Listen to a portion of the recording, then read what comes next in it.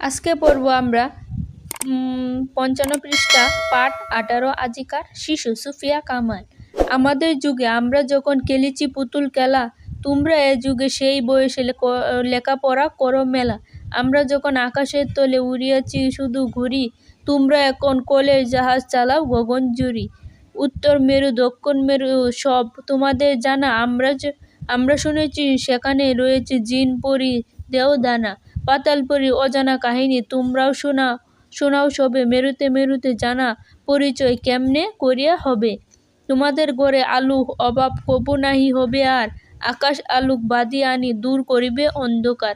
তোমরা আনিবে ফুল ও ফসল পাখি ডাকা ডাকা রাঙা ভোর, জগৎ করিবে মধুময় প্রাণের বাদী প্রতিটো সংক্ষিপ্ত।